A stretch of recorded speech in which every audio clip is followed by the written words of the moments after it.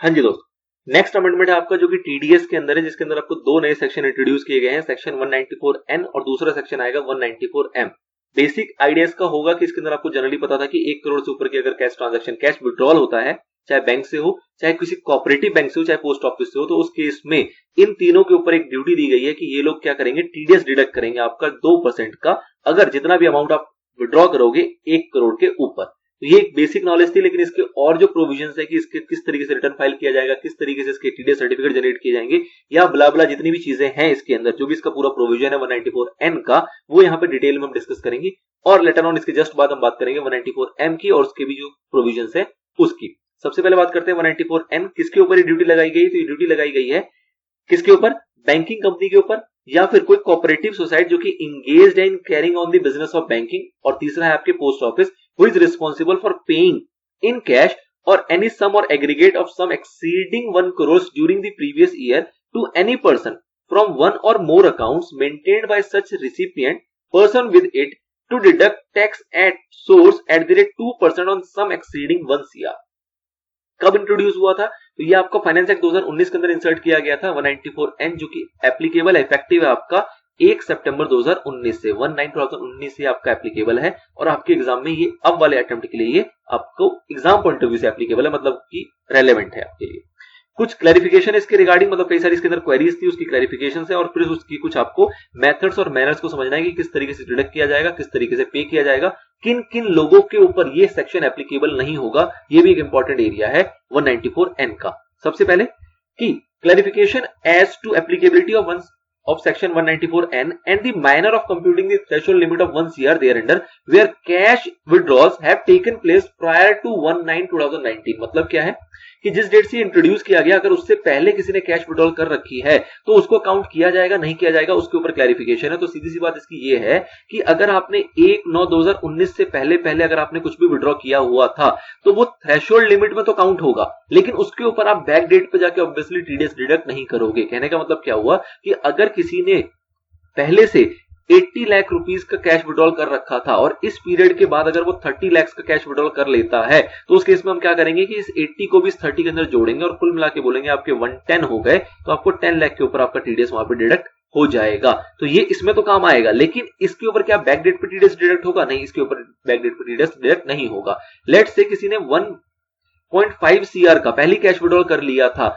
अब वो करता है 40 लाख का कैश विड्रॉल, तो क्या 1.5 CR कर लिया था तो यहाँ पे जो 50 लाख एक्स्ट्रा है उसके ऊपर क्या हम आगे टीडीएस काटेंगे? तो ऐसा भी नहीं है, जो बैक डेट पे विड्रॉ हो गया था वो आपका खत्म हो जाएगा। लेकिन ये बात जरूर है कि आगे जो वो 40 लाख करेगा इसके अंदर कोई भी उसका एग्जम्पशन नहीं मिलेगी, क्योंकि अपनी एग्जम्पशन वो पहले ही खत्म कर चुका है बैक डेट पे। तो इस पूरे 40 लाख पे आपका टीडीएस जो है वो डिडक्ट यहाँ पे होकर चलेगा। ये क्लैरिफिकेशन है जो सीबीडीटी ने निकाली थी, white press release dated 30/8/2019, clarified that section 194N is to come in with effect from 1st September 2019. Hence, any cash withdrawal prior to 1st September 2019 will not be subjected to DDS under section 194N.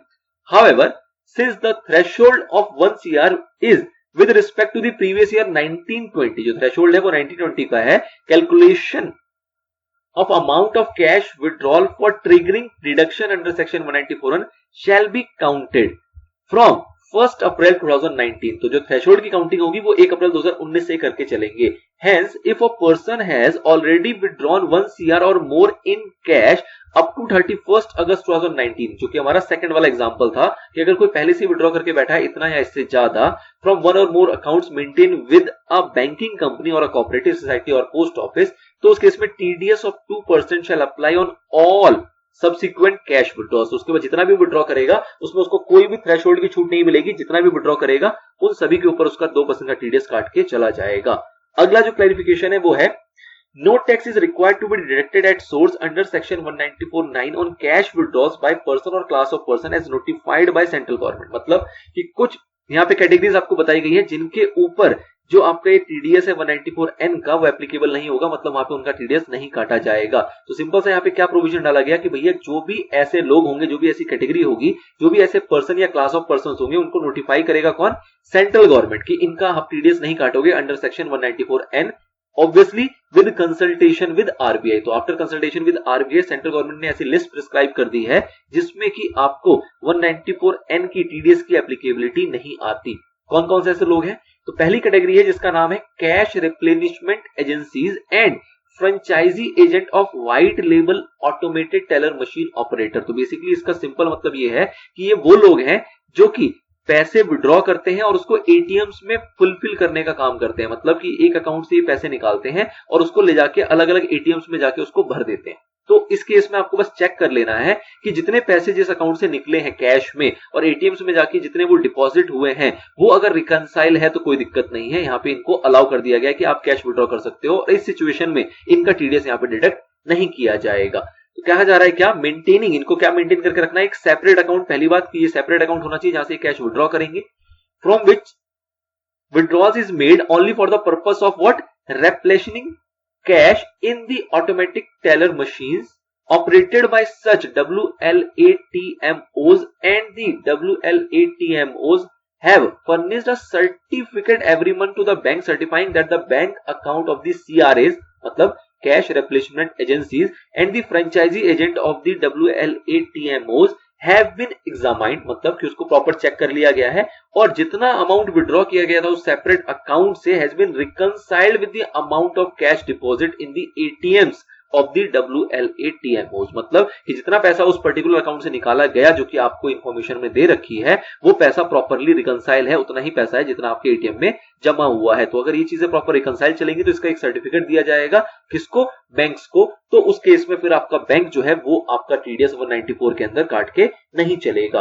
दूसरी category आती है commission agent or trader operating under agriculture produced market committee or and registered under any law relating to agriculture product market. मतलब क्या है कि कोई भी ऐसे कमीशन एजेंट्स वगैरह हैं जो कि रजिस्टर्ड है एपीएमसी के अंडर और उनका काम क्या है कि वो एग्रीकल्चर प्रोड्यूस को परचेज करते हैं। तो उस सिनेरियो में उनको छूट दी जा रही है कि अगर आप इन पैसों को आप विड्रॉ करते हो अपने बैंक से और उसको यूज करते हो काहे के लिए, फार्मर्स को पेमेंट देने के लिए। क्यों पेमेंट दे रहे हो, क्योंकि आप उनसे परचेज कर रहे हो क्या, एग्रीकल्चर प्रोड्यूस। तो उस सिनेरियो में आपको भी छूट दे दी गई कि आपका भी 194N के अंदर टीडीएस नहीं कटेगा, क्योंकि फार्मर्स की जो पेमेंट की जा रही है वो कैश के अंदर की जा रही है और इस चक्कर में उनको कैश मोटा विड्रॉ करना पड़ता है। तो उनको भी यहां से छूट दी गई है, लेकिन कुछ कंडीशंस बताई गई हैं, वो कंडीशन को फुलफिल करना पड़ेगा। क्या कंडीशंस है, तो कहा जा रहा है who has intimated to the banking, banking को आपको इंटीमेट करना पड़ेगा, किसको, बैंकिंग कंपनी को, या फिर अगर किसी कोऑपरेटिव सोसाइटी में आपका अकाउंट है तो उसको, या फिर जो भी पोस्ट ऑफिस है जहां से आप पैसा विड्रॉ कर रहे हो, क्या his account number through which he wishes to withdraw cash in excess of 1 crore. मतलब कि आपको अपना अकाउंट नंबर वहां पे इंटीमेट करना पड़ेगा कि ये वो अकाउंट है जिससे हम 1 करोड़ से ज्यादा विड्रॉ करेंगे in the previous year, along with his PAN and the details of the previous year, and has certified to the banking company or cooperative society or post office that the withdrawal of cash payment from the amount in excess of 1 CR during the previous year is for the purpose of making payment to the farmers on account of the purchase of agriculture produce। तो आपको उसके ऊपर एक certificate भी वहां पे पेश करना पड़ेगा बैंकिंग को या पोस्ट ऑफिस को या कोऑपरेटिव सोसाइटी को कि आपने जितना भी विड्रॉ किया 1 करोड़ से ऊपर का, वो सारा का सारा पैसा आपने इस पर्पस में यूटिलाइज किया है जिसमें कि आपने फार्मर्स को पेमेंट की है on account of purchase of agriculture produced, and the banking company, cooperative society or post office has ensured that the pen quoted is correct। Banking company क्या चेक करेगी कि जो भी पेन कोड किया जा रहा है वो करेक्ट होगा। और दूसरा, जो भी ये कमीशन एजेंट है या ट्रेडर है वो रजिस्टर्ड होना चाहिए कहां पे, एपीएमसी के पास, जो कि हम देख रहे थे agriculture product produce market committee. तो इस कमेटी के अंदर ये जो हमारा एजेंट है या ट्रेडर है वो मस्टली रजिस्टर्ड होने चाहिए। And for this purpose necessary evidences have been collected and placed on record. मतलब कि ये इनका रजिस्ट्रेशन सर्टिफिकेट वगैरह, इनके पेन नंबर वगैरह, इनकी जो ये रिकंसिलेशन होगी, जो ये सर्टिफिकेट पेश करेंगे, ये सारी चीजें जो है इसको एज अ एविडेंस मेंटेन करके रखा जाएगा, उनसे कलेक्ट किया जाएगा और उनको एज अ रिकॉर्ड मेंटेन करके रखना पड़ेगा, किसको, बैंक्स को। नेक्स्ट आता है आपके कि जो आपके मनी चेंजर होते हैं, मनी चेंजर होते हैं या फिर उनके कुछ एजेंट्स वगैरह होते हैं जो कहीं ना कहीं आरबीआई से लाइसेंस लेके अपना काम कर रहे होते हैं। तो ऐसे लोगों को भी यहाँ पे छूट दी जा रही है कि जो भी मनी चेंजिंग का काम करते हैं या फिर जो फॉरेन से इनवर्ड रेमिटेंस आता है उसको कन्वर्ट करके जो भी उनके बेनिफिशियरीज होते हैं इंडिया में उनको दे देते हैं। तो ऐसे लोगों को भी यहाँ पे छूट दिया गया है क्योंकि उनको भी कैश की रोटेशन बल्क में करनी होती है। तो कौन कौन से लोग हैं, the authorised dealer and its franchisee agent and sub agent and full fledged money changer FFMC licensed by what, RBI. तो कोई भी ये डीलर हो, कोई भी एजेंट हो या फिर कोई भी ये मनी चेंजर हो, ये सारे के सारे लाइसेंस किसके द्वारा होंगे, आरबीआई के द्वारा, एंड इट्स फ्रेंचाइजी एजेंट। तो क्या कहा गया कि इन सभी लोगों को भी क्या करना है, एक सेपरेट बैंक अकाउंट मेंटेन करके चलना है, from which withdrawal is made, जिससे वो पैसा निकालते हैं और पैसे को कहां यूज करते हैं, पहला कि परचेज करते हैं फॉरेन करेंसी, किससे? जो भी फॉरेन टूरिस्ट वगैरह आते हैं, जो नॉन रेजिडेंट्स वगैरह आते हैं इंडिया घूमने के लिए, उनसे वो फॉरेन करेंसी परचेज करते हैं और उसको इंडियन कैश पकड़ा देते हैं।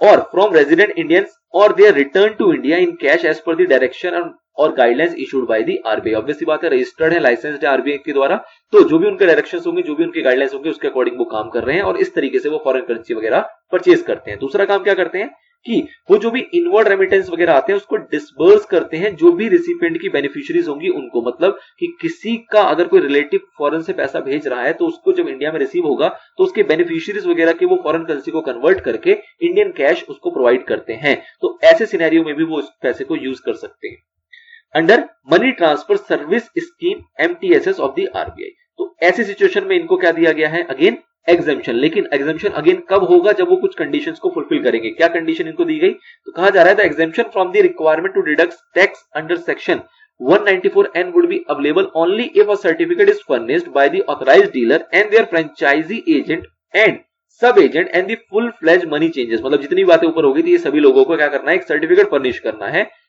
To the bank that withdrawal is only for the purpose specified above. मतलब कि जो भी हमने विड्रॉल किया है वो जो भी पर्पस ऊपर लिखे गए थे इसी के लिए यूज किया गया और किसी और पर्पस के लिए यूज नहीं किया गया। और जो भी डायरेक्शंस थे या गाइडलाइंस थे आरबीआई के वो हमने प्रॉपर तरीके से पालन किया है, उसको पूरी तरीके से एडहेयर किया है। इसका एक सर्टिफिकेट फर्निश करके ये लोग अवेलेबल कराएंगे हमारे बैंक्स को। अब यहां पे क्लियर कर दिया गया कि ऑथराइज डीलर का मतलब क्या है। तो सर जी ऑथराइज डीलर का मतलब सीधा सीधा है कि वो सारे डीलर जो कि आपके ऑथराइज होते हैं किसके द्वारा? आरबीआई के द्वारा, वही ऑथराइज डीलर में काउंट होंगे। ये कुछ लोगों को छोड़ा गया, इसके साथ ही कुछ लोगों को यहाँ पे और भी छोड़ा दिया गया। किन किन लोगों को छोड़ा गया है? तो सीधी सी बात है गवर्नमेंट को छोड़ दिया गया और बैंकिंग कंपनी को छोड़ दिया गया जो कि पैसों का लेन देन करते रहते हैं बल्क में। तो गवर्नमेंट तो छोड़ेगी अपने आप को, गवर्नमेंट ने अपने आप को तरीके से इस सेक्शन के परव्यू से बाहर रखा है और साथ ही में जो भी बैंकिंग कंपनी सोसाइटीज हैं या फिर जो हमारे पोस्ट ऑफिस वगैरह है वो भी इसके अंदर कवर नहीं होते हैं। The provision of section 194 and provided that no tax is however required to be deducted at source on any payment made to. मतलब कोई भी टैक्स नहीं काटा जाएगा अगर कोई भी पेमेंट दी जाएगी। किसको दी जाएगी? गवर्नमेंट को या फिर किसी बैंकिंग कंपनी को या कोऑपरेटिव सोसाइटी को जो कि कहीं ना कहीं बैंकिंग का बिजनेस कर रही है या फिर पोस्ट ऑफिस को। तो इन लोगों को अगर कोई कैश में पेमेंट दी जा रही है 1 करोड़ से ज्यादा भी दी जाएगी तो कोई दिक्कत नहीं है, वहां पे टैक्स डिडक्ट आपका नहीं किया जाएगा। या फिर कोई और ऐसी सोसाइटी या कोई और ऐसी बैंकिंग कंपनी या बॉडी जो कि कहीं ना कहीं बैंकिंग का बिजनेस कर रही है और आरबीआई की गाइडलाइंस के अकॉर्डिंग कर रही है, तो उनके केस में भी आपका ये एप्लीकेबल नहीं होगा। आपने ऊपर देखा कि व्हाइट लेवल एटीएम ऑपरेटर वगैरह थे जो कि एटीएम में पैसा डालने का काम करते हैं, तो उनके ऊपर भी एप्लीकेबल नहीं होगा। तो any white level ATM operator, वहां पे कुछ प्रिस्क्राइब कर दिया गया था। यहाँ पे कहा जा रहा है कि कोई भी ऐसा हो, किसी भी बैंकिंग कंपनी का है वो या फिर कोऑपरेटिव सोसाइटी का है, in carrying of the business of banking in according with the authorization issued by the RBI, उसकी ऑथराइजेशन होनी चाहिए under the payment and settlement system act 2007। उसके बाद साथ ही में कुछ और पर्सन को प्रिस्क्राइब जो भी सेंट्रल गवर्नमेंट करेगी उनके ऊपर भी एप्लीकेबल नहीं होगा, जिसमें से कुछ लोगों को उन्होंने ऊपर प्रिस्क्राइब कर दिया गया था, जैसे कि मनी चेंजर वगैरह आपके हो गए उसके अंदर। तो इन सभी लोगों के ऊपर बैंक ना काटे तो कोई दिक्कत वाली बात नहीं है। लेकिन क्या करना पड़ेगा? बैंक को भी कहा जा रहा है कि भाई साहब तुम ना काटो चलेगा, लेकिन उसका रिकॉर्ड मेंटेन करके रखना पड़ेगा। किस किस का रिकॉर्ड मेंटेन करके रखना है? तो कहा जा रहा है कि डिडक्टर को फर्निश करना पड़ेगा पर्टिकुलर्स। क्या पर्टिकुलर्स? की अमाउंट पेड और credited on which tax was not deducted. मतलब हमने पैसे दिए 1 करोड़ से ज्यादा दिए लेकिन उसमें हमने टीडीएस नहीं काटा क्योंकि हमें एग्जम्पशन दे रखी थी। किस पॉइंट के अंदर? 0.34 के अंदर या फिर 0.5 के अंदर। तो कहीं ना कहीं 0.1 और 2 को छोड़ दिया गया। क्यों छोड़ दिया गया? क्योंकि 1 तो खुद ही गवर्नमेंट है और 2 क्या है यहाँ पे, जो कि खुद अपने बैंक वगैरह के चैनल के अंदर पैसे को इधर से उधर भेजते रहते हैं, तो उनको भी छोड़ दिया गया। इसके अलावा कहा जा रहा है कि अगर 0.3 के अंदर आपने किसी को पैसा दिया और आपने टीडीएस नहीं काटा 0.4 के अंदर या 0.5 के अंदर, तो इन तीनों सिनेरियो के अंदर आपको एक उसका डाटाबेस तैयार करना पड़ेगा और उसको आपको फर्निश करना पड़ेगा कि हमने इस एग्जम्पशन के तहत इतने पैसे बांटे हैं जिसके अंदर हमने टीडीएस नहीं काटा है। तो वो डाटाबेस होना चाहिए किसके पास? डिडक्टर के पास, जो कि कहीं ना कहीं बैंकिंग कंपनी या फिर कोऑपरेटिव सोसाइटी जो कि इंगेज्ड है बैंकिंग कंपनी के बिजनेस में या फिर पोस्ट ऑफिस होते हैं। ठीक है, तो ये सारी बातें थी इससे रिलेटेड। अब साथ ही में किस तरीके से क्रेडिट मिलेगा? तो क्रेडिट मिलेगा सीधी सी बात होती है, जैसे कि आपका टीडीएस का नॉर्मली क्रेडिट मिलता है कि जिसका भी टीडीएस कटता है जिस साल में काटा जाता है उसी साल में उसको उसका बेनिफिट मिल जाता है, जिसको कि हम कहते हैं इनपुट टैक्स उसको मिल जाता है, जो कि सामने वाला बंदा अगर अपनी आईटीआर फाइल करता है, रिटर्न फाइल करता है, तो वहां पे उसको एज अ वो टैक्स यूज कर सकता है, या फिर अगर उसका टीडीएस ज्यादा कट गया तो ऑब्वियसली बात है उसका वो रिफंड भी ले सकता है। तो उसी चीज को यहाँ पे प्रिस्क्राइब किया गया किसके अंदर? रूल 37BA के अंदर, जो कह रहा है कि manner of giving credit of tax deducted और remitted to the central government that is it specifies the person to whom credit for tax deducted is to be given and also the assessment year for which the credit may be given। मतलब ये बता रहा है कि किसको credit मिलेगा और किस साल में मिलेगा। तो ऑब्वियसली बात है, सिंपल कॉन्सेप्ट होता है कि जिस साल में आपने टीडीएस काटा और जमा कर दिया उसी साल में क्रेडिट मिलेगा। किसको मिलेगा? जिसका टीडीएस काटा गया है। तो कुछ खास नहीं है। इसी चीज को क्लियर करते हुए यहाँ पे लिखा जा रहा है क्या कि accordingly the CBDT has wide this notification inserted सब rule 3A in Rule 37BA to provide that the for purpose of Section 194N credit for tax deducted source shall be given to the person from whose account tax is deducted and paid to the central government। सीधी सी बात है, जिसका हमने पैसा काटा होगा, जिसका TDS काटा होगा, उसको ही क्रेडिट मिलेगा। कब मिलेगा? For the assessment year relevant to the previous year in which such tax deduction is made। तो जिस साल आपने टैक्स डिडक्शन किया होगा उस साल में ही उसको उसका क्रेडिट मिल जाएगा। तो सिंपल सा कॉन्सेप्ट था, बट इसको भी इसी सेक्शन का पार्ट रखा गया है। नेक्स्ट है आपका कि 194 से रिलेटेड क्या बातें इंट्रोड्यूस की गई है और 194 जो है वो किस कैटेगरी में एप्लीकेबल होगा। 194N जो था उसमें इतनी सारी बातें थी जो कि आपका कवर हो गया। अगला सेक्शन है 194M का। 194M क्या है? तो कुछ तीन चीजें बताई गई है जहां पे कहा जा रहा है कि आपको 5% का जो टीडीएस होगा वो काट के चलना पड़ेगा। किसको काट के चलना है? यहाँ पे सिर्फ और सिर्फ इंडिविजुअल और एचयूएफ के ऊपर ये सेक्शन एप्लीकेबल है। इंडिविजुअल और एचयूएफ अगर किसी को पे करते हैं किसी भी फाइनेंशियल ईयर में, किस चीज के लिए? कोई भी आपने काम करवाया है अंडर एनी कॉन्ट्रैक्ट, चाहे सप्लाई ऑफ लेबर का भी क्यों ना हो, कोई भी आपने काम करवाया है अंडर एनी कॉन्ट्रैक्ट, तो उस केस में आपको 5% टीडीएस काटना है। दूसरा, अगर आपने किसी को कोई कमीशन दिया है या ब्रोकरेज दिया है, ऑब्वियसली इंश्योरेंस कमीशन को छोड़ के, जो कि 194D में कवर हो जाता है, तो उस केस में भी आपको 5% कमीशन काटना है। और अगर आपने किसी को फीस वगैरह दी है जो कि प्रोफेशनल सर्विसेज की होती है, जैसे कि एडवोकेट या सीएस वगैरह की होती है, तो उस केस में भी आपको 5% का टीडीएस काट के चलना है। अब आप कहोगे कि ये तीनों चीजें तो ऑलरेडी कवर होती थी किसी न किसी सेक्शन के अंदर, जैसे कि हम जो काम करते थे कॉन्ट्रैक्ट का वो 94C में कवर होता था, जो कमीशन होता था 94J में कवर होता था, और जो प्रोफेशनल फीस की पेमेंट होती थी वो 94J में कवर होती थी। मतलब 94C, 94H और 94J के अंदर ये ऑलरेडी तीन बातें कवर हो जाती थी। लेकिन यहाँ पे क्या क्लैरिटी है और क्या डिफरेंस है? डिफरेंस ये है कि ये एप्लीकेबल होगा सिर्फ और सिर्फ इंडिविजुअल एचयूएफ पे, और इसकी आपको टीडीएस डिडक्शन तभी करनी है जब आपने जो एग्रीगेट अमाउंट जो भी आप पे कर रहे हो वो आपका 50 लाख से ऊपर है। अदरवाइज आपको कोई भी दिक्कत नहीं है, ये आपके ऊपर सेक्शन जो है एप्लीकेबल नहीं होगा। तो सिंपल सेक्शन है 194M का कि अगर आप किसी को भी 50 लाख से ज्यादा पेमेंट कर रहे हो on these 3 account of services, जो कि हमने ऊपर देखा, अंडर कॉन्ट्रेक्चुअल, अंडर कमीशन और अंडर प्रोफेशनल सर्विसेज, तो उस सिनेरियो में आपके ऊपर, उन लोगों के ऊपर जिनके ऊपर ये 194C, 194H, 194J नहीं लगता, other than those who are required to deduct income tax as per provision of section 194C, 194H and 194J। तो इनके अलावा जो भी व्यक्ति बच जाते थे इन सेक्शनों से, लेकिन वो इतनी मोटी मोटी पेमेंट करा करते थे, तो उनको कवर किया गया है 194M के अंदर कि इस सेक्शनों से तो बच जा रहे थे, इंडिविजुअल एचयूएफ थे, तो उनको कहा जा रहा है कि भाई साहब अगर आप ऐसी हरकत करोगे कि 50 लाख से ज्यादा पेमेंट कर रहे हो तो उस सिनेरियो में आपको 5% का टीडीएस काट के चलना पड़ेगा। ठीक है। अब इसके रिगार्डिंग क्या टाइम लिमिट होगी, कब टीडीएस काटना है, कब उसको जमा करना है, उसको लेके थोड़ी से रूल्स और हैं, वो देख लेते हैं। पहला है रूल 32C जो कि बात कर रहा है टाइम लिमिट की, भाई साहब कब आप टीडीएस काटोगे और कब उसको जमा करोगे। तो जिस महीने में भी आपने टीडीएस काटा, मतलब जब आप पेमेंट करोगे तब आपको टीडीएस काटनी है, और टीडीएस काटने के बाद जिस मंथ में आपने टीडीएस काटा है, लेट्स से अगर आपने फेब में टीडीएस काटा है तो आपको मार्च में 30 तारीख से पहले उसको जमा कर देना है। मतलब कि जो भी आपका नेक्स्ट मंथ होगा उसके 30 दिनों के अंदर आपको जमा कर देना है। फेब मंथ आपका एंड हुआ, उसके बाद आपको 30 दिन देखने हैं और 30 दिन के अंदर आपके वो जमा हो जाने चाहिए। और जब आप इसको पेमेंट करोगे तो ऑब्वियसली बात है आपका एक चालान का स्टेटमेंट होगा जिसके लिए फॉर्म प्रिस्क्राइब किया गया है 26QT। ये आपको याद रखना है, एग्जाम पॉइंट ऑफ व्यू से इंपॉर्टेंट है। क्या कहा जा रहा है? Any sum deducted under section 194M shall be paid और credit to the central government कब? Within a period of 30 days from the end of the month in which the deduction is made. मतलब जब भी deduction किया गया उस month का जब एंड हो जाएगा, लेट्स से फेब का एंड हो गया, उसके बाद 30 दिनों के अंदर आपको जमा कर देना है। Shall be accompanied by a challan cum statement, जो कि किस फॉर्म में होगा? Form number 26QT। मैनर क्या है कि किस तरीके से आप जमा करोगे? तो ऑब्वियसली बात है कि जो भी ये पेमेंट की जाएगी वो इलेक्ट्रॉनिकली की जाएगी 30 दिनों के अंदर।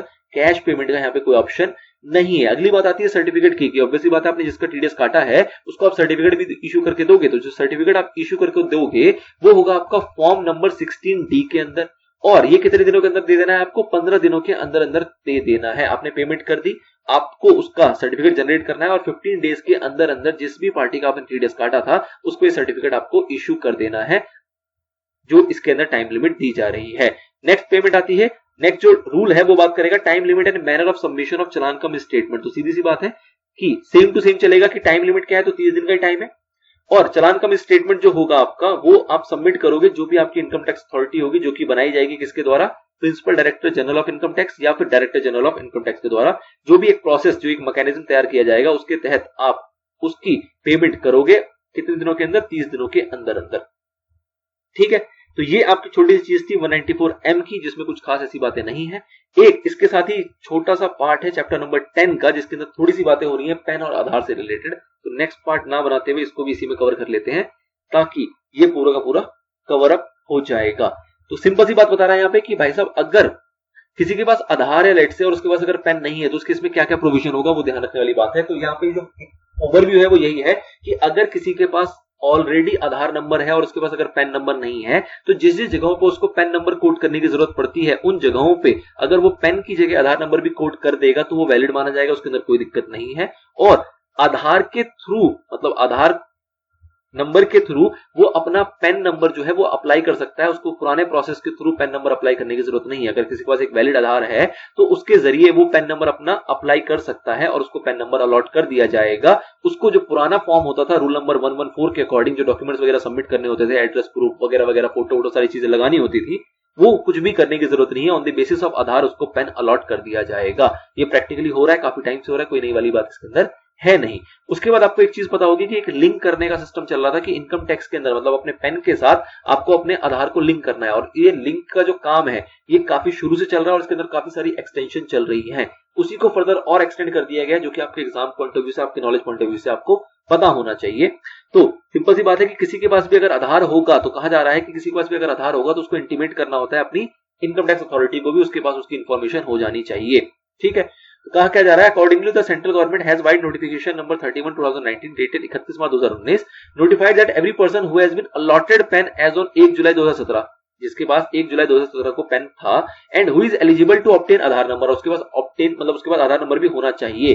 तो उस केस में shall intimate his Aadhaar number to the principal DGIT system और principal DGIT system director of income tax on or before 30 September 2019। तो मतलब मोटा मोटा लिंक करने के लिए कहा गया था कि भाई साहब अगर आपके पास पेन है और आपके पास अगर आप आधार एलिजिबल हो, मतलब आधार आपके पास होना चाहिए, तो उस सिनेरियो में आपके पास जो आपका पेन होगा, जो आपका आधार होगा, उसको इंटीमेशन के थ्रू, मतलब कहीं ना कहीं आपके पेन को और आधार को लिंक करवा लेना है by intimating the respective authority. इसके लिए टाइम दिया गया था आपको 30 सितंबर 2019 का। इसको फर्दर एक्सटेंड कर दिया गया 31 दिसंबर 2019 तक। इसके बाद इसको फिर एक्सटेंड कर दिया गया 31 मार्च 2020 तक। और रिसेंट में जो आपके लिए काम की चीज है कि इसको फिर से एक्सटेंड कर दिया गया है 31 मार्च 2021 तक। तो फाइनली 31 मार्च 2021 तक भी अगर किसी के पास पेन था इनिशियली 2017 में, तो उसको अपने आधार को लिंक कराने के मोहरत दिया गया है 31 मार्च 2017 तक। उसके बाद वाले जितने भी पेन होंगे ऑब्वियस सी बात है उसको आधार के थ्रू ही अलॉट हुआ होगा, तो उसका ऑलरेडी वो लिंक होगा। ठीक है, notwithstanding with the last date of intimating linking of Aadhaar number with PAN being 31st March 2021, it is clarified that with effect from 1/4/2019, it is mandatory to code and link Aadhaar number while filing the return of income। मतलब ये तो पुराना process है जो कि extend करते हुए आ रहे हैं, लेकिन कहा जा रहा है कि 1/4/2019 के बाद से ये अपने आप में मैंडेटरी हो रखा है कि अगर आप रिटर्न फाइल करने जाओगे तो आपको आधार नंबर उसके अंदर फिल करना, उसके अंदर कोड करना एक मैंडेटरी है और उसके साथ आपको उसको फिर लिंक भी करना पड़ेगा, चाहे आप मैन्युअली करो चाहे आप इलेक्ट्रॉनिक करो, आपकी मर्जी है। ठीक है, ये कुछ बेसिक सी बात थी, बहुत सिंपल सी बेर सी बातें थी। जो स्टार्टिंग वाले इंपॉर्टेंट एरियाज थे वो आपके टीडीएस वाले प्रोविजन से थे। This is all amendment related to income tax, related to direct tax, जो कि आपके एग्जाम, आने वाले एग्जाम के लिए रेलेवेंट है। रिमेनिंग बातें जो होंगी वो होंगी आपकी इनडायरेक्ट टैक्स के अंदर, जिसके अंदर जीएसटी की मल्टीपल अमेंडमेंट्स है जो कि अलग से कवर करेंगे एक नेक्स्ट पार्ट के अंदर। ये सारी बातें थी डायरेक्ट टैक्स की। मिलते हैं नेक्स्ट पार्ट में। Till then stay connected, stay motivated.